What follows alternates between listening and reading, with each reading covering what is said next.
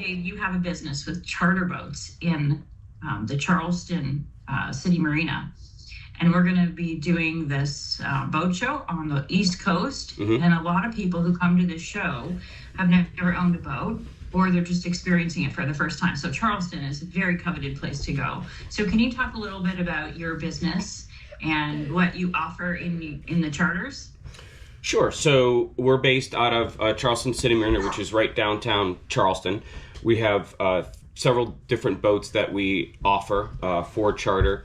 We also do training as well. So if it's a new client and they bought a new boat and they don't know what they're doing, they can hire myself and my company to do it. But what we do is we take out different people. We have both inspected and uninspected vessels. So uninspected, 6 people or less, and then inspected, 7 people or more, and we can go up to 18 on our inspected vessel.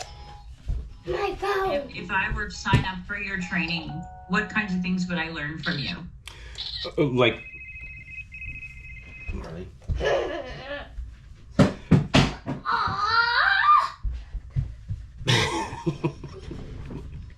I mean, we got her good for like at least a minute, and now she's starting to warm up. Right, So exactly. So on our training, we do from soup to nuts, everything. We start off literally, we don't even get on the boat. We start with lines. We start figuring out how to tie lines, what the lines look like, where they're supposed to go. Lines are a big part of being able to get on and off a dock properly and efficiently without crashing into something else. From there, we do engines and electronics and all of the systems on board. And then from there, we go up to the helm and we start talking about the helm and what things do up there. And then we start getting the boat off the dock. We do simple procedures. I'm working with a client right now on a 48-foot Katie Krogan single screw trawler with a bow thruster. And you know how I love bow thrusters. So we are using a single screw boat and trying not to use a bow thruster. And so as they get more and more used to the procedures that we're doing, and I see that he becomes more and more proficient and competent with it, we throw something else into the loop. I make him do something that he doesn't want to do. He calls it sadistic. I call it good education. So we put, you got a bunch of tools. We put some tools in the toolbox, and they're sort of arranged in an unorderly fashion. And as you progress through the training, all of a sudden the tools become more aligned in that toolbox, and we start throwing more tools into that toolbox. So after a while, you get very proficient with it, and it becomes second nature, and you start reading the currents, and you start reading the winds and understanding peripherally where the boat is in a seaway and how that responds and how you need to respond and stay ahead of the boat in order to get the boat back into the slip safely. It's fun. You know, sometimes I go into these women's classes and, you know, I meet with women who are just tagging along on their husband's dreams. And, you know, they're just doing it to support their dreams or their partners. And there's a challenge with that because a lot of these folks are going offshore. They're not staying in a Charleston City Marina. They're actually signing up for a pretty major bucket list. So what would you say to some of these girls who are just along for the ride, and how would you encourage them to learn more about the boat and the operation of it? That's a great question. And when I do the training, we usually start off typically with the male at the helm and the female doing the lines. However, I give the woman on a side, I'm like, listen, you're the brains of the operation here. Your husband, he's just pulling levers up there. So you need to know what's going on. So I explain to her that's a boat. I explain to her what her job is, what her role is in terms of doing the lines, understanding where everything is, what lines you're going to go, and then how to call out distances, how to call out, hey, go forward. Lego boat. Go forward, go back. And then once the two of them get proficient with their jobs, I tell them, okay, guess what? Now we're switching up. He's going to do the lines, you're going to drive the boat, because it's critical that both people understand what the role is of the other.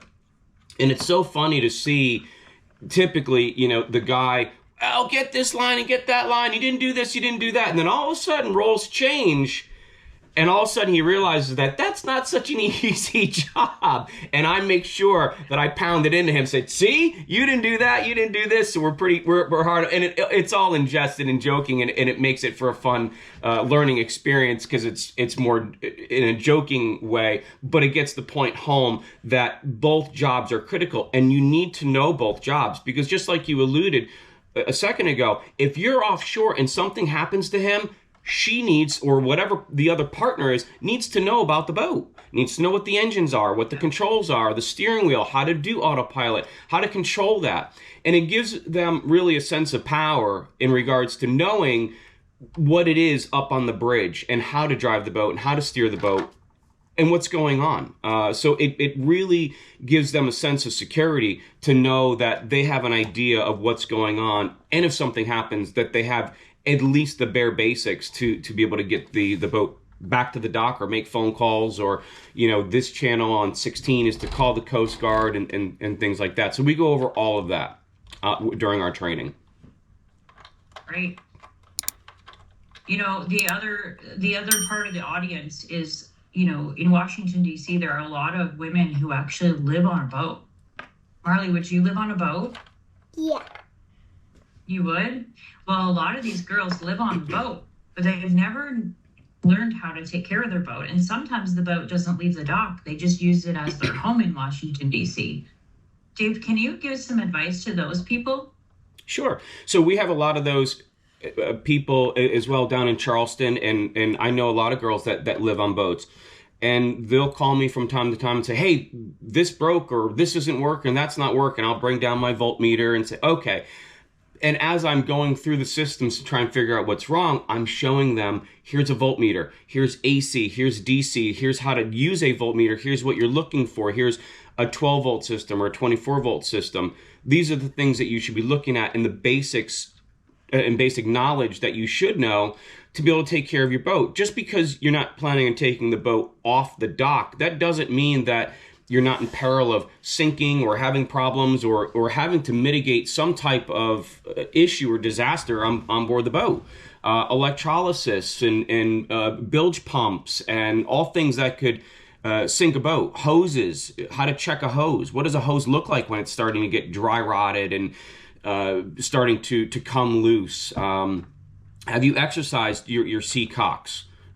Why would I do that? Well, because you're at the dock, you still need a way of shutting down that water to, say, your air conditioning system or to the main engine or to the generator if you've got one. So all of those systems are still pertinent to somebody that's still living on a boat on the dock and should have some idea on how to maintain them. Just like in a house, you maintain your air conditioning systems, you maintain your plumbing, and you paint the house. You got to do all of that same stuff on a boat living in a marina as well. So they should be have some basis of knowledge of all of that stuff, because you don't want to be beholden to the guy next door or having to call somebody all the time, especially if something big arises and it's an emergency, like how to shut down a sea cock. Look at this open. Great job, Marley.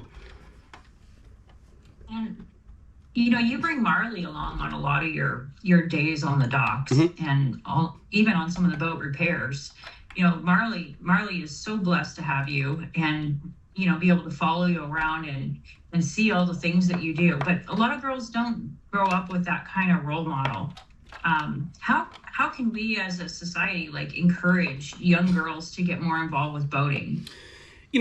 It's kind of sad, especially in our industry. You don't see, a lot of women or a lot of girls on the dock, especially in the role of mechanics or captain.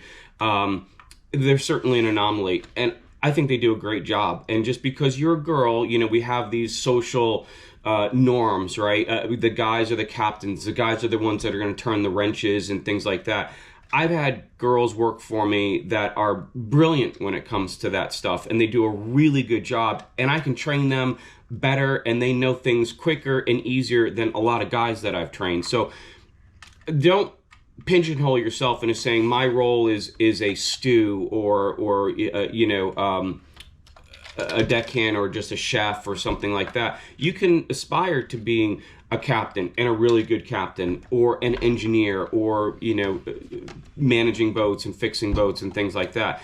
Absolutely. There's certainly, especially like I said, in our industry, a stigma behind it. Although I think that I'm seeing a lot of girls break that ceiling, and I think that that's a great thing, because I think that we definitely need to diversify in our industry to have more girls in different roles.